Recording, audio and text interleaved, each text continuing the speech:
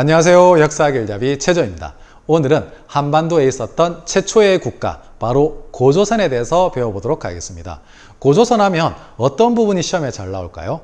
고조선의 건국신화를 내놓고 고조선의 사회 모습을 추론하는 문제, 그리고 고조선이 어떠한 순서로 발전하다가 결국 멸망했는지 그 순서 문제, 그리고 고조선의 세력 범위를 알려주는 유물은 어떠한 유물이 있는지, 그리고 고조선의 8조법을 내놓고 고조선의 사회 모습을 추론하는 문제, 마지막으로 위만조선이 발전할 수 있었던 원동력, 바로 중개무역과 철기문화, 이러한 내용들을 차근차근 살펴볼 테니까 끝까지 집중해 주세요. 자, 그러면 고조선의 건국 이야기인 단군신화부터 살펴보도록 하겠습니다. 단군신화가 수록된 최초의 역사서, 일현스님이 쓴 삼국유사입니다. 별표할까요? 삼국사기를 쓴 김부식은 이 단군신화가 너무나 판타지한 내용이어서 차마 믿기 힘들다. 그래서 단군신화 이야기를 빼놓았습니다. 그런데 일현스님은 이 대몽항쟁 시기에 우리 민족의 어떤 자존심과 주체성이 많이 떨어졌겠죠. 이러한 자존심과 주체성을 살리기 위해서 옛날부터 이어져 오던 우리 이야기들을 역사서에 다 수록해야겠다. 그래서 좀 재미있는 이야기들이 삼국유사에 많이 실려 있는데, 삼국사기와 삼국유사의 케미가 상당하겠죠. 삼국사기는 좀 딱딱한 내용인데 반해서 삼국유사는 각종 설화와 이야기가 많이 실려 있습니다. 그래서 이 두 가지 역사서가 서로 보완점을 가지게 되는데, 어쨌든 단군신화가 삼국유사에 최초로 실려 있다는 점. 그러면 단군신화를 살펴보고 고조선이 어떠한 사회였는지를 한번 추론해 보도록 하겠습니다. 하늘신이었던 환인, 이 환인의 서자, 둘째 아들이었던 환웅이 인간 세상의 뜻을 품고 결국 내려옵니다. 환웅은 아버지가 누구죠? 바로 하느님입니다. 그래서 상당히 잘났다라는 것을 표현하고 있죠. 자신들은 선택받은 민족이다. 바로 선민사상입니다. 아버지 뭐 하시노? 하느님인데, 하느님? 바로 잘난 민족, 선택받은 민족이죠. 이 선택받은 민족이었던 환웅에게 대시하는 동물이 있었으니 바로 곰과 호랑입니다.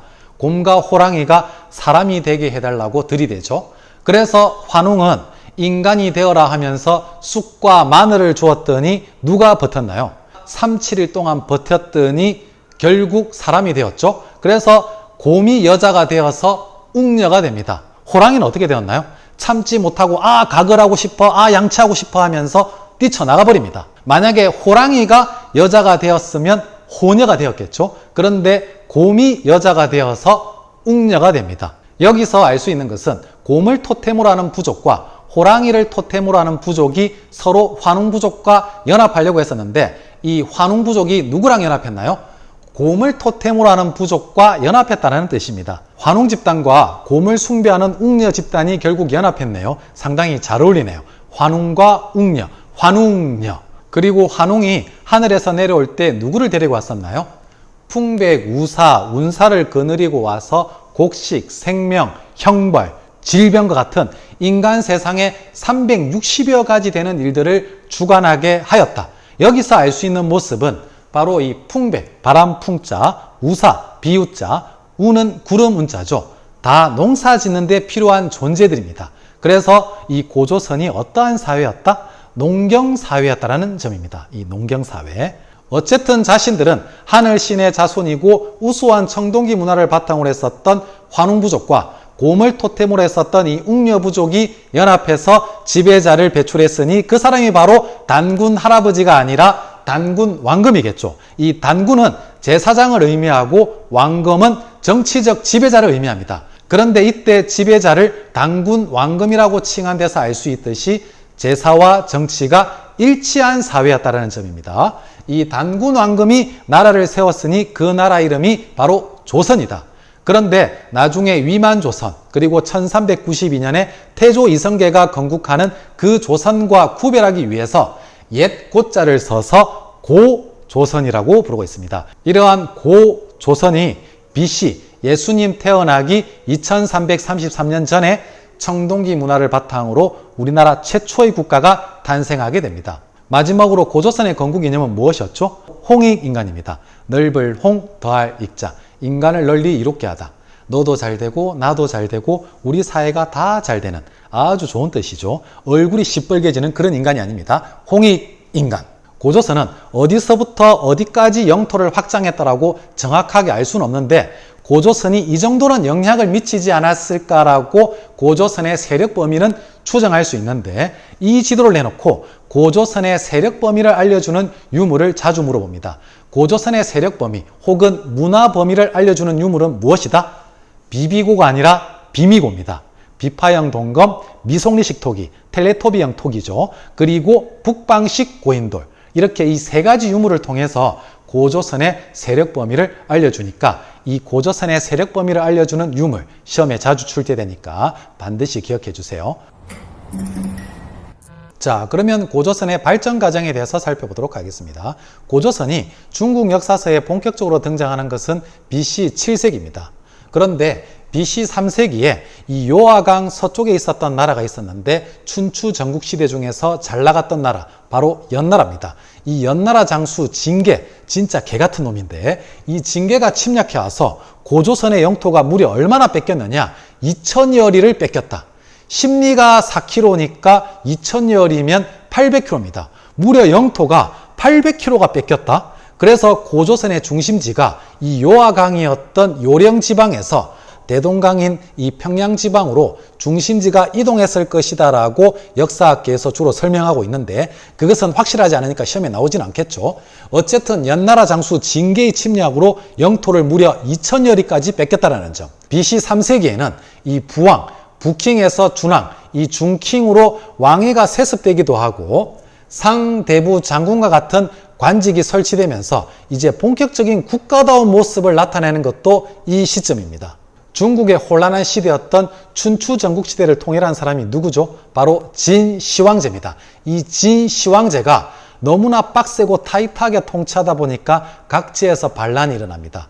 결국 진나라가 멸망하고 한나라가 세워지죠. 이 진한 교체기에 누가 넘어오게 되느냐? 바로 위만이 넘어옵니다.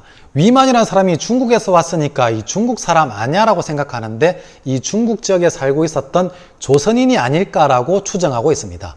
이 위만이 넘어올 때 상투를 틀고 있었고 옷도 흰옷, 조선인의 옷을 입고 있었고 이 고조선을 멸망시키고도 여전히 조선이라는 국호를 사용했었고 당연히 중국 사람이었으면 중국 사람 끌어서 썼겠죠. 그런데 고조선 토착 세력을 중심인물, 지배 세력으로 그대로 임용했다라는 점. 그래서 위만을 중국 땅에 살고 있었던 조선인이 아닐까라고 추정하고 있습니다. 어쨌든 위만이 중국에서 넘어와서 당시 고조선 왕이었던 준왕에게 함께 살고 싶어요 했더니 준왕이 이 서쪽 변경을 지키게 합니다. 그런데 위만이 서서히 무리를 키우더니 쿠데타를 일으켜서 준왕을 몰아내고 나라를 접수했겠죠. 여전히 국호는 조선이었습니다. 그런데 구별하기 위해서 위만 조선이라고 우리가 부르고 있습니다. 나라 이름은 여전히 조선을 썼다라는 점. 위만 조선에서 여러분들이 반드시 기억해야 될 두 가지가 있는데 바로 철기 문화가 본격적으로 수용됐다는 점. 별표할까요? 철기가 이미 들어왔긴 들어왔겠지만 본격적으로 수용된 것은 언제다? 위만 조선 때라는 점. 거기다가 이 중개무역을 통해서 상당히 발전합니다. 중개무역은 어떤 거죠? 이 중간에서 연결하는 무역이죠. 쉽게 말하면 이 남쪽, 고조선 남쪽에 진이 있었고 중국 한나라가 있었는데 직접 교역하는 것을 막습니다. 그래서 진나라한테 물건 100원에 사가지고 한나라한테 1000원에 팔고 한나라한테 물건 500원에 사가지고 진나라한테 1000원에 팔고 이렇게 중개무역을 통해서 발전했다는 점. 남방의 진과 중국 한나라 사이에서 중개무역을 통해서 성장하다 보니까 중국 한나라 상당히 좀 열받았겠죠. 거기다가 만리장성 북쪽에 있었던 이 흉노가 이 위만조선과 연결될까 싶어가지고 상당히 좀 골칫거리였습니다. 그래서 BC 109년에 한나라 무제가 침략하게 되는데 무제, 한나라에서 유명한 황제죠. 이 무자, 힘쓸 무자입니다. 1년 동안 힘써 싸웠습니다. 고조선이 이 한나라 대군에 맞서 싸워서 1년 동안 싸울 정도로 국력이 상당했었는데 결국 멸망하게 된 이유는 무엇일까요? 지배층의 내부 분열이었습니다. 위만의 손자였던 이 고조선의 마지막 왕, 우거 킹 오브 우거. 이 우거 왕이 결국 암살되게 되면서 이 왕검성, 당시 고조선의 수도였던 왕검성이 함락되게 됩니다.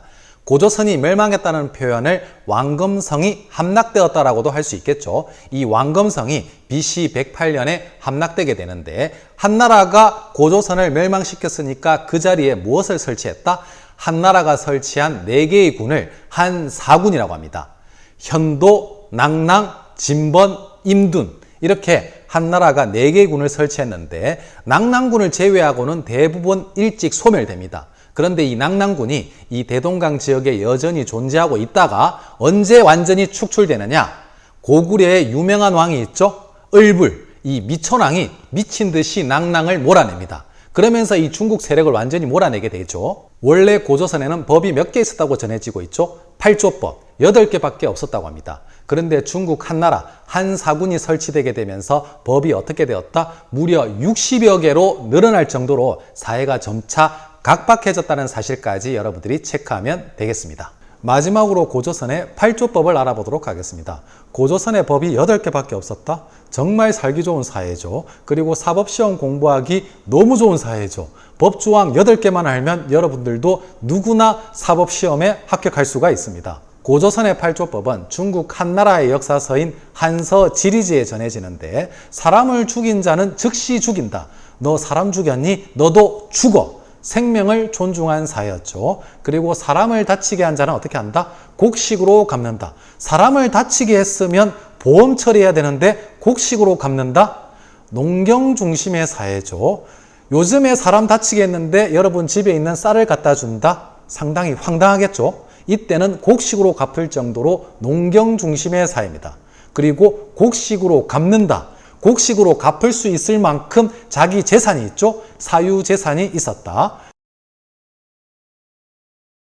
그리고 도둑질한 자는 노비로 삼는다. 도둑질할 수 있을 만큼 사유재산, 이 개인재산이 있었던 사회고 노비가 있었다. 신분과 계급이 있었던 사회입니다. 용서받고자 하는 자는 어떻게 해야 된다? 50만 전의 돈을 내어야 된다. 50만 전이 지금의 얼마 정도의 돈인지는 알 수 없지만 화폐를 사용했다는 점. 그런데 50만 전을 내고 용서를 받았다고 하더라도 부끄럽게 여겨서 결혼할 때 이제 상대 짝을 구할 수가 없었습니다. 그래서 사람들이 도둑질을 하지 않아 가지고 다 오픈마인드, 대문을 열어놓고 지냈다. 이렇게 법조항이 3개 정도만 전해지고 있습니다. 나머지는 여자들이 정절을 중시해 가지고 음란, 야한 짓을 하지 않고 편벽된 짓을 하지 않았다. 이렇게 이야기하는데 상당히 남성 중심이고 가부장적 사회가 아니었을까라고 추론하고 있습니다. 오늘은 이 고조선이 어떠한 내용들이 시험에 잘 나오는지를 한번 정리해 보았습니다. 시간이 10분이 좀 넘었지만 오늘의 필기를 보고 저는 다음 시간에도 재밌고 유익한 내용으로 여러분들을 찾아오겠습니다.